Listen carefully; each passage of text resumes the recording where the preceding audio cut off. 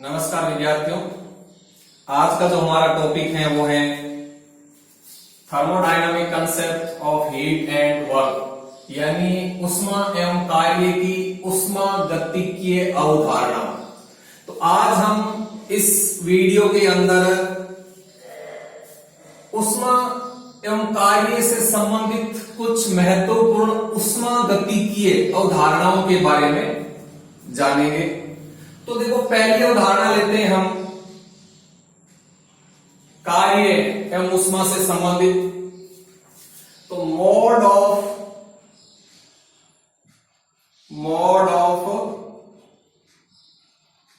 Energy transfer, जिसको हिंदी में कहते हैं एनर्जी ट्रांसफर का तरीका, यानी ऊर्जा स्थानांतरण का तरीका। ठीक, अब देखिए थर्मोडायनामिक्स के अंदर यानी ऊष्मागतिकी में यह बताया गया है कि हीट एंड वर्क यानी ऊष्मा एवं कार्य दोनों एनर्जी ट्रांसफर के तरीके होते हैं। यानी इन दोनों तरीकों से सिस्टम एवं सराउंडिंग्स के मध्य एनर्जी का ट्रांसफर होता है, जिसके कारण सिस्टम की एनर्जी में चेंज होता है, परिवर्तन होता है। मान लीजिए अपने पास ये एक सिस्टम है,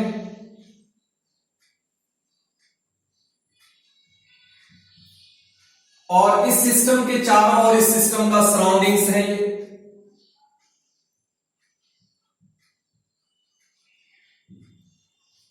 ठीक, अब देखो सिस्टम और सराउंडिंग्स के मध्य जब एनर्जी का ट्रांसफर होगा तो उस समय क्या होगा कि सिस्टम की एनर्जी में परिवर्तन होगा। यदि एनर्जी का ट्रांसफर सिस्टम से परिवेश की ओर हो रहा है, यानी एनर्जी है वो सिस्टम से परिवेश में जा रही है, तो ऐसी स्थिति में सिस्टम की एनर्जी कम हो जाती है, यानी सिस्टम की एनर्जी में कमी हो जाती है। और यदि एनर्जी ट्रांसफर के द्वारा एनर्जी है वो सराउंडिंग से सिस्टम के अंदर आ रही है, तो उस कंडीशन में सिस्टम की एनर्जी इंक्रीज हो जाती है, सिस्टम की एनर्जी बढ़ जाती है। यानी कहने का अर्थ यह हुआ कि जब सराउंडिंग्स एवं सिस्टम के मध्य एनर्जी का ट्रांसफर होता है तब सिस्टम की एनर्जी में परिवर्तन होता है। और सिस्टम एवं सराउंडिंग्स के मध्य जो एनर्जी का ट्रांसफर है वो दो तरीकों से होता है, या तो हीट के माध्यम से होता है या वर्क के माध्यम से होता है। अर्थात हीट एवं वर्क दोनों एनर्जी ट्रांसफर के तरीके होते हैं।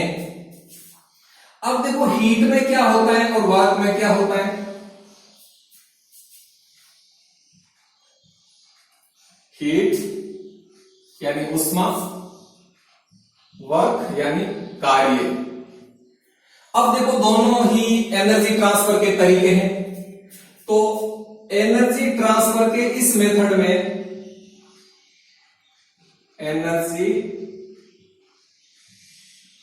ट्रांसफर के इस मेथड में सिस्टम एवं सराउंडिंग्स के मध्य द्रव्यमान का ट्रांसफर नहीं होता है, यानी मास का ट्रांसफर नहीं होता है, बल्कि जब सिस्टम एवं सराउंडिंग्स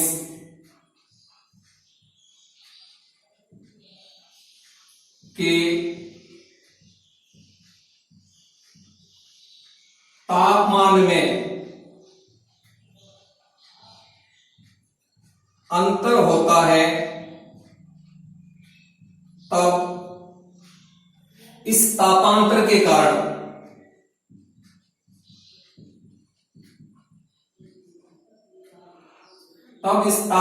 के कारण सिस्टम एवं सराउंडिंग्स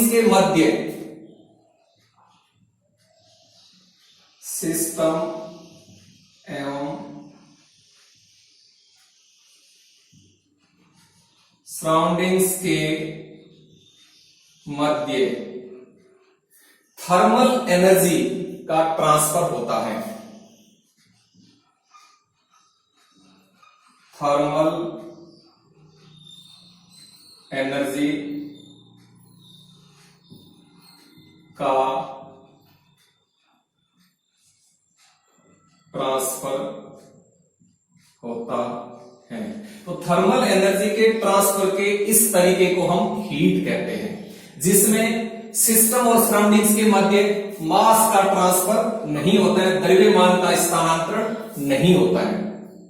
तो अब देखो जो थर्मल एनर्जी है, थर्मल एनर्जी का जो ट्रांसफर है वो हाई टेम्परेचर से लो टेम्परेचर की ओर होता है। यानी जब सिस्टम और सराउंडिंग्स के तापमान में अंतर होगा तो उस दौरान सिस्टम एवं सराउंडिंग्स के मध्य थर्मल एनर्जी का ट्रांसफर होगा। तो थर्मल एनर्जी के ट्रांसफर के इस मेथड को, इस तरीके को हम हीट कहते हैं, लेकिन इस तरीके में, इस मेथड में सिस्टम और सराउंडिंग्स के मध्य द्रव्यमान का स्थानांतरण नहीं होता है। तो ये हो गया हीट। अब देखो वर्क में क्या होता है, एनर्जी ट्रांसफर के इस मेथड में एनर्जी ट्रांसफर के इस मेथड में सिस्टम एवं सराउंडिंग्स के मध्य द्रव्यमान यानी मास का ट्रांसफर होता है।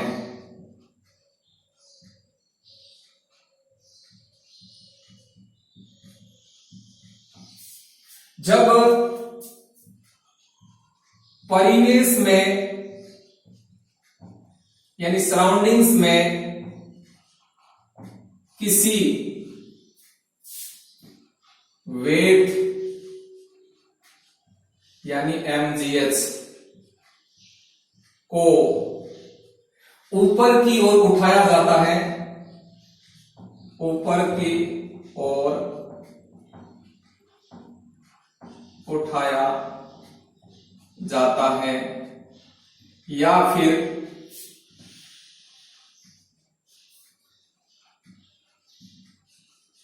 वेट को नीचे की ओर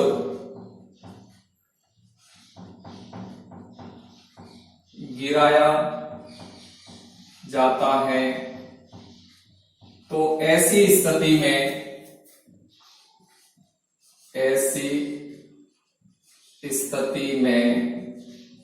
सिस्टम के वॉल्यूम में जनरली परिवर्तन हो जाता है। ऐसी स्थिति में सिस्टम के वॉल्यूम में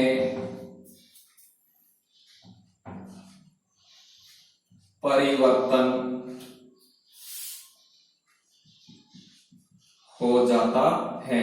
यानी सिस्टम की जो बाउंड्री है वो विस्थापित हो जाती है, यानी उस जो बाउंड्री जहां पहले थी वहां से वो बड़ी हो जाती है या छोटी हो जाती है, यानी सिस्टम के वॉल्यूम में परिवर्तन हो जाता है। अतः ऐसी स्थिति में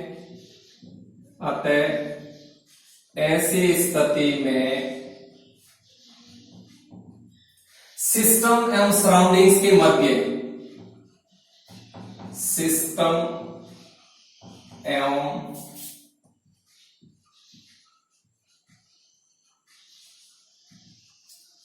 सराउंडिंग्स के मध्य मैकेनिकल एनर्जी का ट्रांसफर होता है। मैकेनिकल एनर्जी का ट्रांसफर होता है। तो मैकेनिकल एनर्जी के ट्रांसफर के इस तरीके को हम वर्क यानी कार्य कहते हैं, जहां देखो सिस्टम और सराउंडिंग्स के मध्य द्रव्यमान का भी स्थानांतरण होता है। तो ये हो गया हीट एंड वर्क की पहली उष्मागतिकीय अवधारणा, जिसमें हमने ये बताया है कि हीट एंड वर्क दोनों एनर्जी ट्रांसफर के तरीके होते हैं। दूसरी अवधारणा देखो,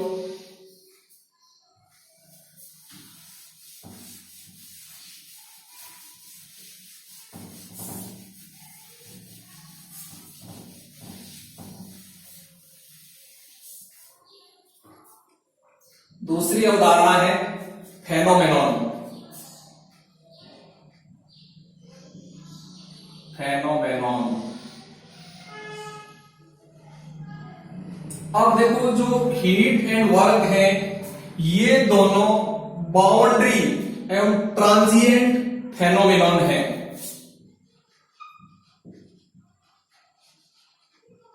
बाउंड्री एवं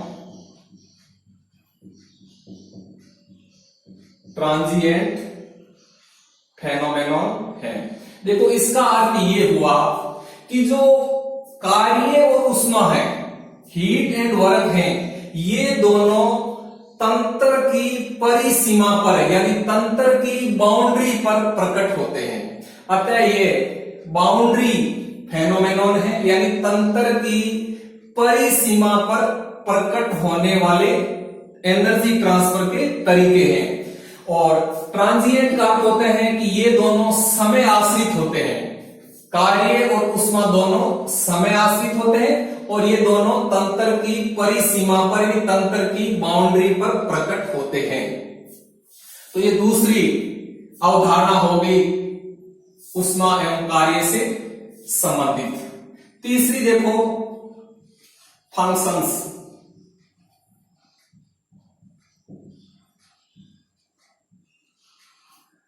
तो देखो थर्मोडायनामिक्स में दो तरह के फंक्शंस होते हैं, एक तो होता है स्टेट फंक्शन और एक होता है पाथ फंक्शन। स्टेट फंक्शन क्या होते हैं? देखो ऐसे चर, निकाय के ऐसे चर जिनके मान निकाय के पथ पर निर्भर नहीं करते हैं, बल्कि जिनके मान निकाय की प्रारंभिक एवं अंतिम अवस्था पर निर्भर करते हैं, ऐसे चरों को हम स्टेट फंक्शन यानी अवस्था फलन कहते हैं, जिसको हम थर्मोडायनामिक फंक्शन यानी उष्मागतिकीय फलन भी कहते हैं।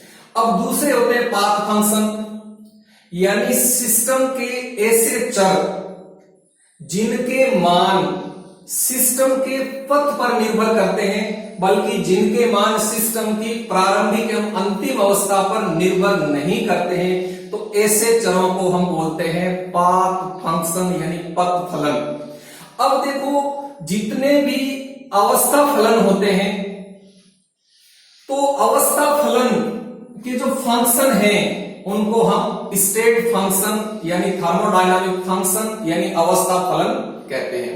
और जितने भी पाथ फंक्शन हैं, पाथ फंक्शन के जो फंक्शंस होते हैं उनको हम पाथ फंक्शन यानी पथ फलन कहते हैं। तो देखो हीट एंड वर्क दोनों पाथ फंक्शन होते हैं, क्योंकि दोनों के मान सिस्टम के पथ पर निर्भर करते हैं, न कि सिस्टम की प्रारंभिक एवं अंतिम अवस्था पर। अतः कार्य और उष्मा दोनों पाथ फंक्शन होते हैं। पाथ फंक्शन यानी दोनों पथ फलन होते हैं, न कि अवस्था फलन।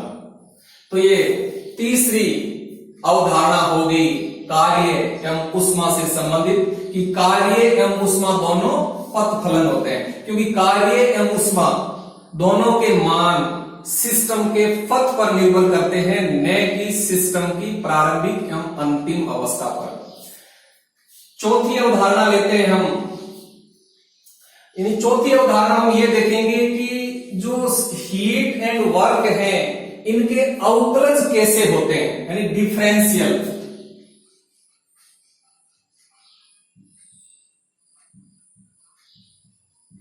डिफरेंशियल जिसको हम हिंदी में कहते हैं अवकलज। तो देखिए डिफरेंशियल दो तरह के होते हैं थर्मोडायनामिक्स में। एक तो होता है एग्जैक्ट डिफरेंशियल और एक होता है इनएग्जैक्ट डिफरेंशियल। एग्जैक्ट डिफरेंशियल जिसको हम हिंदी में बोलते हैं यथातथ अवकलज या यथार्थ अवकलज। यथार्थ अवकलज यानी यथातथ अवकलज ऐसे अवकलज होते हैं जिनके मान समाकलन के पथ पर निर्भर नहीं करते हैं। तो ऐसे जितने भी अवकलज हैं जिनके मान समाकलन के पथ पर निर्भर नहीं करते हैं, उन डिफरेंशियल को हम बोलते हैं यथातथ अवकलज या यथार्थ अवकलज, जिसको इंग्लिश में बोलते हैं एग्जैक्ट डिफरेंशियल। अब देखो एग्जैक्ट डिफरेंशियल कौन से होते हैं। देखो जितने भी स्टेट फंक्शन होते हैं, जितने भी अवस्था फलन होते हैं, तो अवस्था फलन के जो अवकलज होते हैं वो एग्जैक्ट डिफरेंशियल, वो यथातथ अवकलज होते हैं। दूसरे प्रकार के जो अवकलज है वो इनएग्जैक्ट डिफरेंशियल यानी अयथातथ अवकलज या अयथार्थ अवकलज। देखो अयथातथ अवकलज या अयथार्थ अवकलज ऐसे अवकलज होते हैं जिनके मान समाकलन के पथ पर निर्भर करते हैं, उनको हम बोलते हैं अयथातथ अवकलज या अयथार्थ अवकलज, जिसको इंग्लिश में बोलते हैं इनएग्जैक्ट डिफरेंशियल। तो जितने भी पथ फंक्शन होते हैं यानी पाथ फंक्शन होते हैं, पथ फलन होते हैं, तो पथ फलन के जो अवकलज हैं वो अयथातथ अवकलज होते हैं। तो देखो हीट एंड वर्क दोनों पाथ फंक्शन होते हैं, अतः इन दोनों के जो अवकलज हैं वो अयथातथ अवकलज होते हैं यानी इनएग्जैक्ट डिफरेंशियल होते हैं। तो कार्य और ऊष्मा दोनों के जो अवकलज हैं वो इनएग्जैक्ट डिफरेंशियल होते हैं।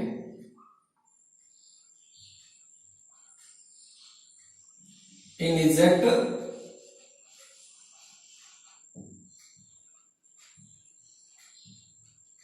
डिफरेंशियल, जिनको हिंदी में कहते हैं अयथातथ अवकलज। अयथातथ अवकलज या जिसको हम अयथार्थ अवकलज भी कहते हैं। ठीक, तो देखो चौथी अवधारणा में हमने ये बताया है कि जो वर्क एंड हीट है यानी जो ऊष्मा और कार्य है ये अयथातथ अवकलज होते हैं, यानी इनके जो अवकलज हैं वो अयथातथ अवकलज होते हैं जिनके मान समाकलन के पथ पर निर्भर करते हैं। तो ये होगी चौथी अवधारणा। अब देखो पांचवी अवधारणा है ऊष्मा एवं कार्य से संबंधित, वो देखो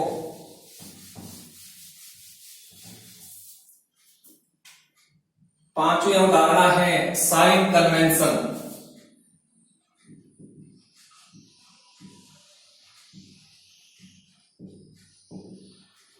ये अवधारणा वेरी वेरी इंपॉर्टेंट है, ध्यान रखना, तो इसको ध्यान से समझना है। देखो जो कार्य और ऊष्मा है इनके साइन धनात्मक भी हो सकते हैं और ऋणात्मक भी हो सकते हैं। तो देखो कार्य और ऊष्मा कब धनात्मक होंगे कब ऋणात्मक होंगे ये ध्यान से समझिए। मान लीजिए अपने पास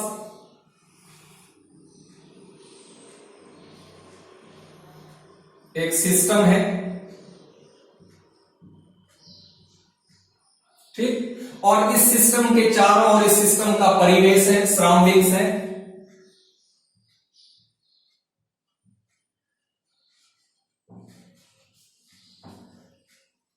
तो ये सराउंडिंग्स है और ये सिस्टम और ये सिस्टम की बाउंड्री है। अब देखिए जब सिस्टम की एनर्जी बढ़ेगी तो जब कोई मैटर बढ़ता है तब साइन पॉजिटिव होता है और जब कोई चीज घटती है तब साइन नेगेटिव होता है। तो अब हम यहां जानना चाहते हैं कि हीट और वर्क कब पॉजिटिव होंगे और कब नेगेटिव होंगे।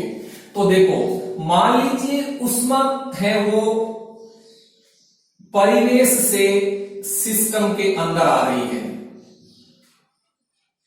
यानी हीट है वो सराउंडिंग से सिस्टम के अंदर आ रही है, और वर्क है वो क्या हो रहा है, देखो वर्क है वो है सराउंडिंग्स है, यानी जो परिवेश है वो सिस्टम पर कार्य कर रहा है। तो यहां देखो, जो हीट है, जो ऊष्मा है वो परिवेश से सिस्टम के अंदर आ रही है, और जो कार्य है वो परिवेश के द्वारा सिस्टम पर किया जा रहा है।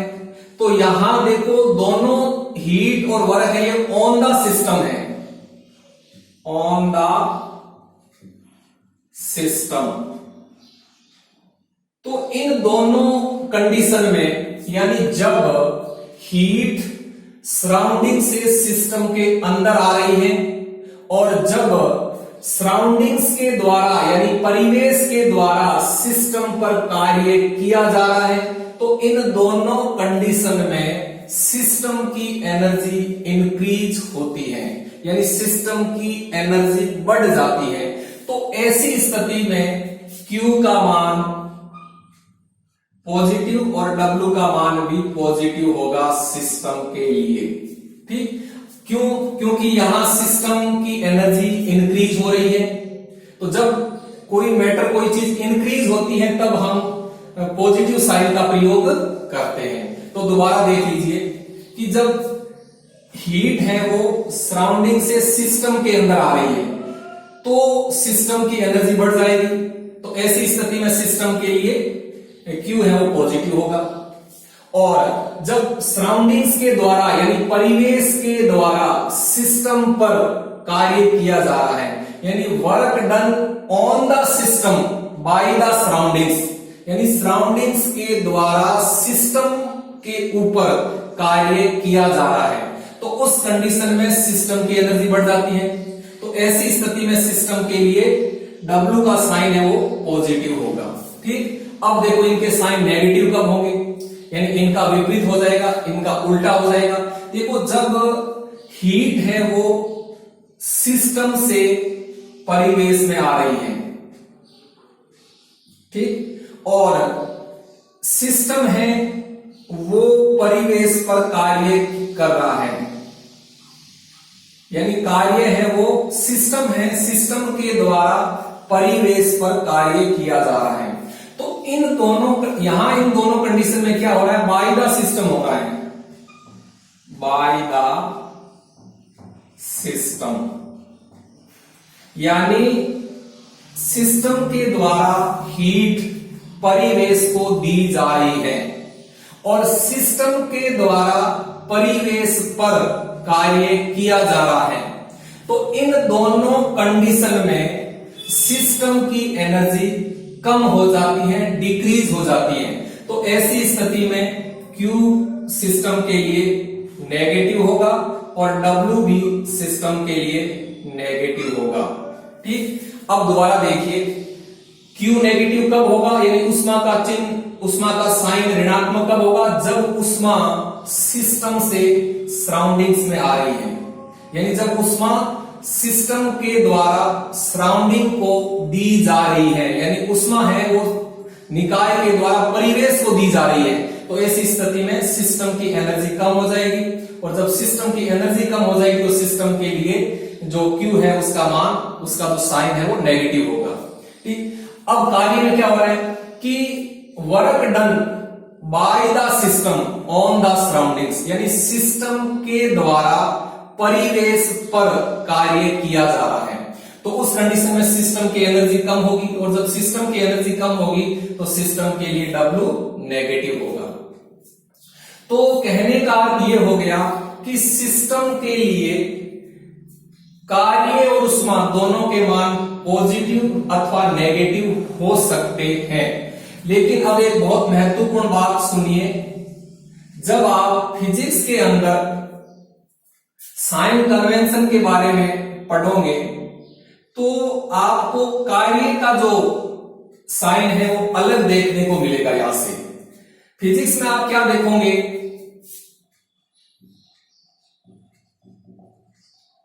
कि जब परिवेश सिस्टम पर कार्य करता है, यानी work done on the system by the surroundings, यानी जो परिवेश है परिवेश के द्वारा सिस्टम पर कार्य किया जा रहा है, तो उस कंडीशन में W का साइन नेगेटिव होता है। ठीक, और दूसरी कंडीशन देखो कि जब सिस्टम परिवेश पर कार्य करता है, यानी work done by the system on the surroundings, यानी सिस्टम के द्वारा यानी तंत्र के द्वारा निकाय के द्वारा परिवेश पर कार्य किया जा रहा है, तो उस कंडीशन में W पॉजिटिव होता है। तो ऐसा क्यों हो गया? केमिस्ट्री में W का अलग साइन और फिजिक्स में अलग साइन, जबकि दोनों ही साइंस है। तो यहां विद्यार्थियों के मन में बहुत बड़ा कंफ्यूज होता है कि ऐसा क्यों हो गया। कई बार कंफ्यूज होकर हम उल्टा भी लिख देते हैं कि फिजिक्स में साइन ये है W का और केमिस्ट्री में W का साइन ये है। तो देखो यहां कंफ्यूज होने की आवश्यकता नहीं है। यहां देखो बस दोनों केमिस्ट्री और फिजिक्स में कार्य को देखने का तरीका अलग अलग है, यानी कार्य को किस संदर्भ में देखा जा रहा है। देखो फिजिक्स के अंदर जो कार्य देखा जाता है वो परिवेश के संदर्भ में देखा जाता है। किसके संदर्भ में? परिवेश के संदर्भ में देखा जाता है। जबकि केमिस्ट्री के अंदर जो कार्य देखा जाता है वो तंत्र के संदर्भ में यानी सिस्टम के संदर्भ में देखा जा रहा है। ठीक, तो देखो अब इसमें देखिए आपको बात एकदम क्लियर हो जाएगी। अब मैं कह रहा हूं कि जो सिस्टम है उस पर परिवेश के द्वारा कार्य किया जा रहा है, यानी सराउंडिंग्स है वो सिस्टम पर कार्य कर रहा है। ठीक, सराउंडिंग्स है वो सिस्टम पर कार्य कर रहा है, यानी work done on the system by the surroundings, यानी परिवेश के द्वारा सिस्टम के ऊपर कार्य किया जा रहा है। तो उस कंडीशन में क्या होगा? देखो सिस्टम की एनर्जी बढ़ेगी और सराउंडिंग की एनर्जी घटेगी। तो जब सिस्टम की एनर्जी बढ़ रही है तो सिस्टम के लिए W पॉजिटिव और सराउंडिंग के लिए W नेगेटिव। ठीक, उसी प्रकार देखो जब सिस्टम परिवेश पर कार्य कर रहा है, यानी work done by the system on the surroundings, यानी सिस्टम के द्वारा परिवेश पर कार्य किया जा रहा है, तो उस कंडीशन में क्या होगा? सिस्टम की एनर्जी घटेगी और सराउंडिंग की एनर्जी बढ़ेगी। तो जब सिस्टम की एनर्जी घटेगी तो सिस्टम के लिए W नेगेटिव और सराउंडिंग की एनर्जी बढ़ेगी तो सराउंडिंग के लिए W पॉजिटिव। यानी फिजिक्स के अंदर जो कार्य है उसको सराउंडिंग्स के संदर्भ में यानी परिवेश के संदर्भ में देखा जाता है, जबकि उसी कार्य को केमिस्ट्री में सिस्टम यानी निकाय के संदर्भ में देखा जाता है। इसीलिए दोनों में W के साइन अलग अलग देखने को मिलते हैं, बाकी दोनों में बात एक ही है। तो इस प्रकार से आज हमने इस वीडियो के अंदर हीट एंड वर्क दोनों से संबंधित कुछ महत्वपूर्ण उष्मागतिकीय अवधारणाओं के बारे में जाना। हमने कार्य और उष्मा से संबंधित 5 उष्मागतिकीय अवधारणाएं आज के इस वीडियो में पढ़ी। आपको समझ में आया होगा। आज हमने जो 5 उष्मागतिकीय अवधारणाएं पढ़ी हैं, ये पांचों उष्मागतिकीय अवधारणाएं हीट एंड वर्क दोनों से संबंधित हैं और जिनका उल्लेख थर्मोडायनामिक्स में किया गया है। अब आप आज का असाइनमेंट के रूप में एक क्वेश्चन नोट कीजिए। आज का आपके लिए क्वेश्चन है वो है यथातथ अवकलज एवं अयथातथ अवकलज क्या होते हैं, उदाहरण सहित लिखिए। दोबारा सुनिए, यथातथ अवकलज एवं अयथातथ अवकलज क्या होते हैं, उदाहरण सहित लिखिए। थैंक यू, धन्यवाद।